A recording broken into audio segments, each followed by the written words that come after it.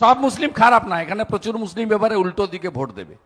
আমি কল সেন্টারে উঠেছিলাম আসার আগে, ভাইদের সঙ্গে দেখা করলাম, প্রচুর মুরব্বী হাজিরা হাত মিলালেন, বলছে দোয়া করছি আপনি ন্যায়ের পথে আছেন। আমি বললাম কোথায় ভোট দিবেন আমি বলবো না, আমরা ভোট দেওয়ার ব্যবস্থা করছি, আপনারা চোরেদের বাদ দিয়ে, চোর তো সবাইকে জানে, তৃণমূল চোর আর হাজি নুরুল দাঙ্গাবাজ এটা সবাই জানে, নতুন কিছু নেই। এই কারণে তো 14 সালে মমতা ব্যানার্জি হাজি নুরুলকে এখান থেকে সরিয়ে মুর্শিদাবাদে পাঠিয়েছিল।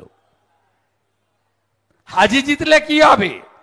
হাজি জিতলে পিএ সাইন অনেক টাকা মাল করেছে, আরো কিছু মাল তুলবে। টাকির প্রাক্তন ভাইস চেয়ারম্যান হাজির বিআই, তাই তো? নদীর উপরে হোটেল বানিয়েছে, তাই তো? হাজি জিতলে ইছামতির উপরে আরো কিছু হোটেল হবে, নদী বোঝানো হবে, আর আপনার কোনো লাভ হবে না।